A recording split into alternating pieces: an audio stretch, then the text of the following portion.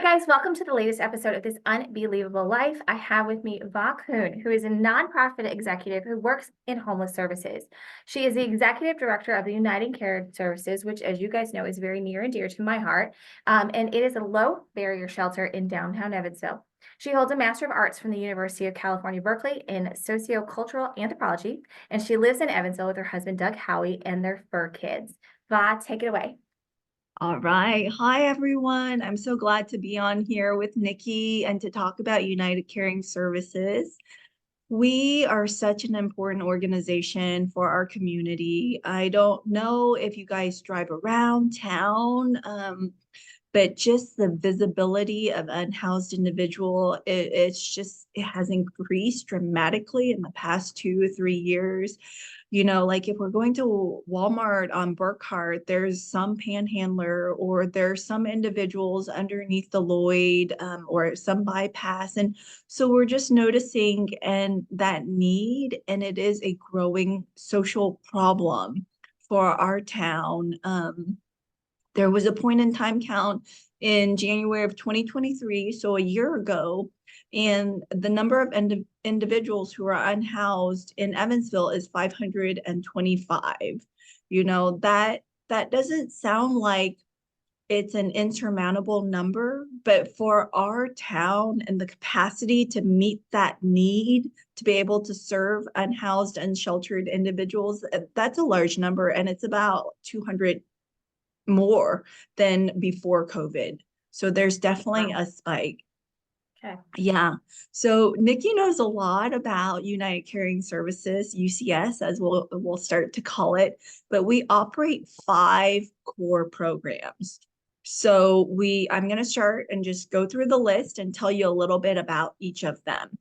Day shelter is the one that Nikki has been really, really active in. It operates our soup kitchens. It's our community hub where anyone in the community who has a need can come in, get a warm meal, take a shower, do laundry, connect with other human and social service agencies and social workers to maybe get that birth certificate or driver's license, whatever need that there is. It's our community hub for people to connect and for resources for us to connect those who are in need to different resources in town. So could you remind me, Nikki, how many years have you been serving as a volunteer in our soup kitchen? It's incredible, actually. On and off for about 18 years. It's been since the kids were little. And like Mia was an infant. I've got pictures of her as a baby and us, taking her in there when we were in there. And then Cooper in his little car seat that we would take them in. So on and off since they were little. So about 18 years. That's incredible. Yeah, yeah. So 18 years ago, we didn't operate 5 programs. I bet we probably just operated a soup kitchen and maybe was starting the night shelter. Yep. So the organization has seen a lot of growth and change through the past 2 decades. That's so incredible, Nikki, that you were there to witness it and to still be a part of that I'm so grateful. Thank you. So that's our day shelter, but also we operate 2 separate night shelters, one at our main campus, which is for men only.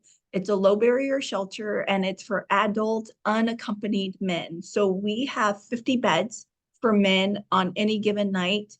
And anyone can stay with us for up to 90 days.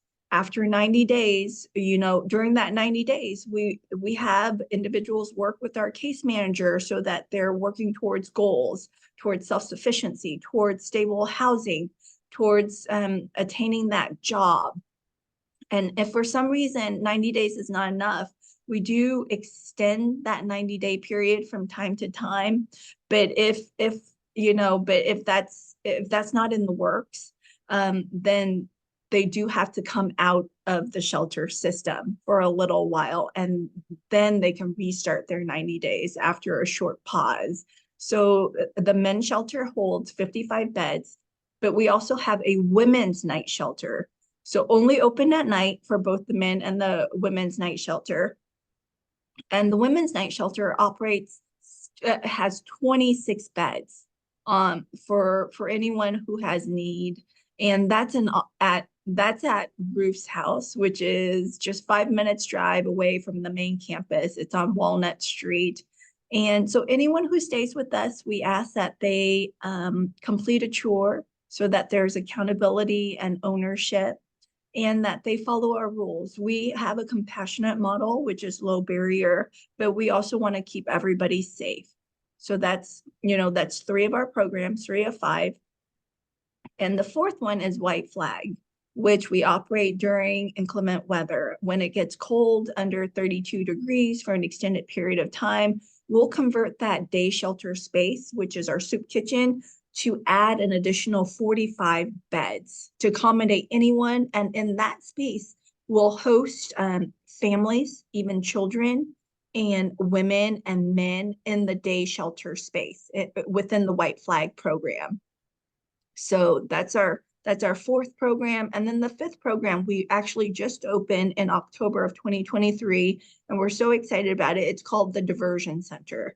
It's a stabilization unit. It's for individuals who are dealing with mental illness, who have co-occurring substance use disorder, and perhaps are homeless, can connect with different resources to help them move them away from that crisis in that moment.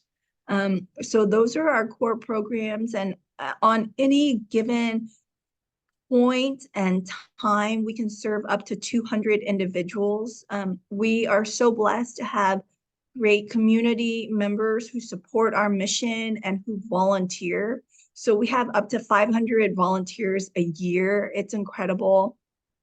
The work that we do is so important, and it really meets that need in our community that I was noting earlier in the conversation, which is that growing social issue of homelessness. We know that homeless services in Evansville is known for doing a good job. So individuals from different parts of the region and different parts of the country will come to receive services. And that's a double-edged sword, because we have the capacity that we have, and we have the heart to do the work that we do, but we also have a growing demand.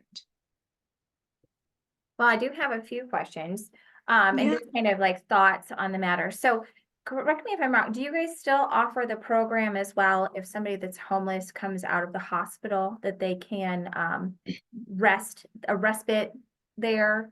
Is that still available? Because that was a newer program in the last few years that wasn't in the Yeah. original years. Can you tell us more about that? Yeah. So that's called medical respite. And I don't know the year that it started, but it is within the past 5 years. So we've actually just transitioned away from medical respite as a service in this January. So just a few weeks ago, just because we didn't really see the census that we needed Really? to keep the program strong. So what that was when someone who's unhoused has recently experienced a medical condition or had a medical procedure, then they can come to our shelter to recuperate and rest, and just receive that safe, clean space to recover. But unfortunately, we're not offering medical respite at this point in time. Interesting. Okay. Well, so then just kind of the other things. So I remember back years and years ago, whenever I bring new people in, I always try to have them give the tour, but it's been like Yeah. over a decade and a half since I've had the tour. Do you guys still collect clothes? What all do you guys collect and then Oh, distribute to? oh my gosh. What Yeah. else? Tell us. That's such a great question. So we have clothes that we give when someone comes into the shelter and has need for, socks or underwear or just a warm coat or gloves and hats. So we do have a clothing bank within our shelter, and we're able to offer that. But in terms of immediate need and how someone who's listening can help with our mission, we have 200 individuals come through our shelters through the various programs, through the 5 programs at any point in time. We have 200 individuals utilize our services. So we're constantly in need of items that are not super glamorous, but so important, right? Toilet paper. We go through 20 rolls of toilet paper a day just because that's how many people we serve. And napkins, because we do 3 meal services, but then we also offer a snack. And if somebody wants seconds for lunch or dinner or breakfast, we offer that too. So napkins and plastic forks and spoons and plates. We do have a current need, which is women's intimates. We've received a major donation, a large donation of underwear for women in our shelter, but maybe just undergarments in general, bras and such. That's a current need. And of course, with so many people passing through and the night shelters, we're always doing laundry. So laundry detergent is something that we have need of too. I know it's not, they're not glamorous items, we're not asking for, I don't know what would be a glamorous item, but things like toilet paper are just so important and help us and help our guests, that's the word that we use for our clients, to retain and have that sense of dignity. Well, and I love that you mentioned that because it's very much a Maslow's hierarchy of needs. You guys are serving basic needs, roof over their head, food at a table, but these fundamental, a place to go to the bathroom, a place to shower. These are basic human needs and basic human rights that you guys are tending to and protecting and lovingly taking care of these people, whether they are well or in some cases, if they have addiction problems, whatever the circumstances, you don't judge, you let them in and you take care of these basic needs, which I think is fantastic. So with that said, this was a few years ago and I went to Nashville and I found it very interesting that they had a sign on the bathroom stall and it said something, I saw them there and I saw them on the businesses and it talked about don't give money to panhandlers, donate to such and such charity because you don't know what they're going to do with that money, one, and two, the other scope of it is that dollar or two that you give to one individual could be stretched over 5, 10, 15 people as you guys prepare the meals.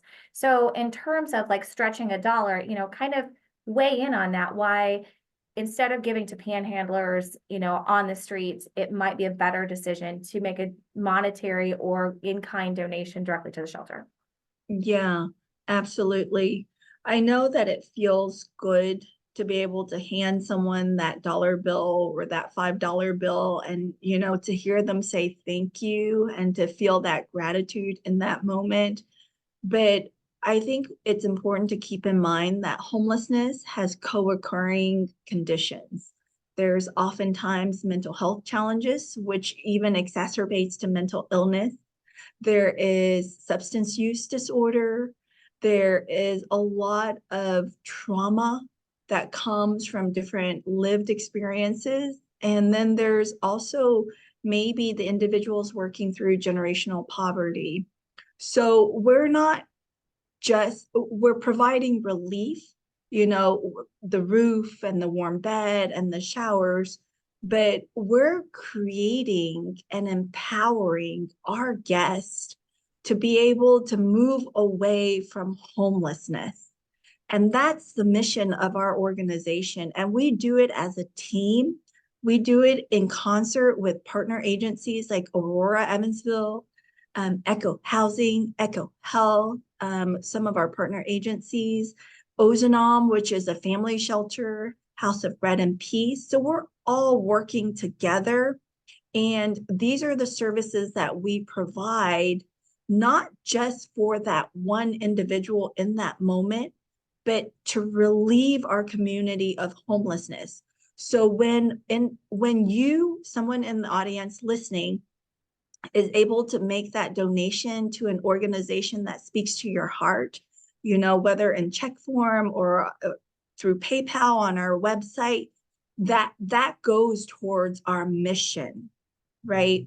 I I can't speak for what an unhoused or unsheltered person might do with the $5 bill that you hand them on the corner of Walmart and Burke, just in the parking lot of Walmart.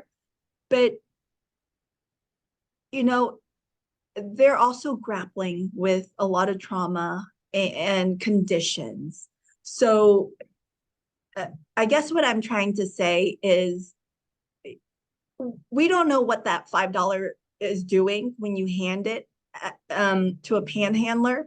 But when you hand that $5 to an agency, a nonprofit who has systems and processes and procedures and case managers and staff, an entire team in place to do the work that we're saying that we're doing, then you're contributing to impact in the homeless service sector. That's what you're doing.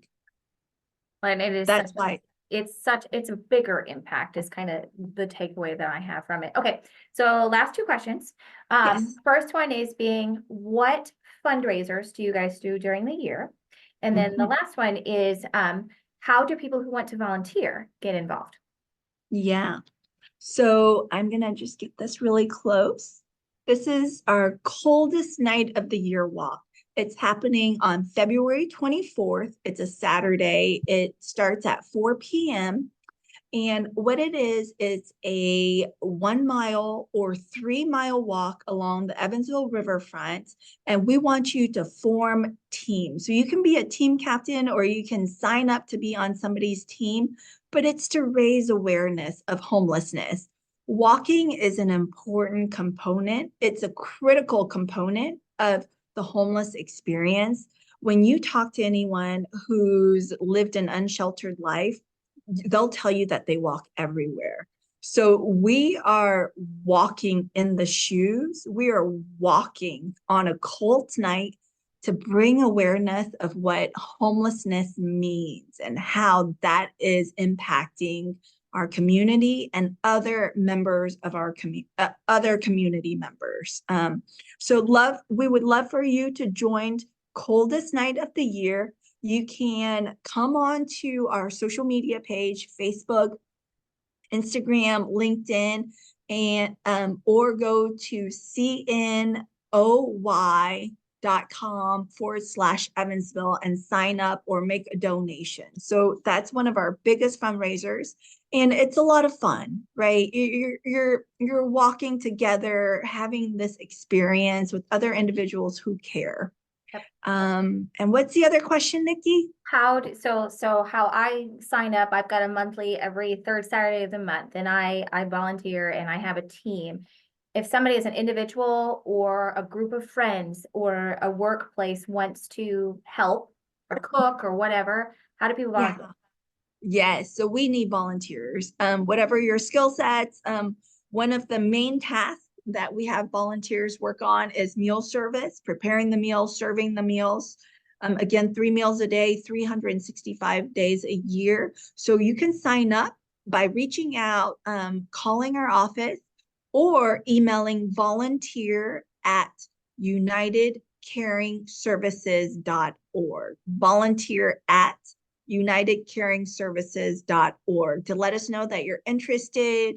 And if it's a weekend or if it's a weeknight that works best for you and your group, we'd love to have you, really. Perfect. And like I said, I do the third Saturday of the month. We do a breakfast shift. We generally have about 70 to 80 firsts and about 20 to 40 seconds. We do, what do? We do potato casserole and French toast. It always seems to be a big hit, but I've also brought friends in from work and we just did a one-off. So whether you want to commit to every month, one time a month, or if you just want to do it as a one-off, it is such a rewarding experience. And I really encourage anybody to at least try it once. So any last words, anything else you want to add? Just thank you so much for your support. We really can't do this without you. And thank you, Nikki, for your long time support. 18 years is incredible. Just really blessed to be part of this community. Thank you. You're welcome. It is my absolute favorite nonprofit in this area. And like I said, the longevity of being able to do this, it's one of my favorite things to do every month. And it is just such an invaluable service to our community. So Bob, thank you so much for being on this latest episode of this Unbelievable Life. And thank you all for listening.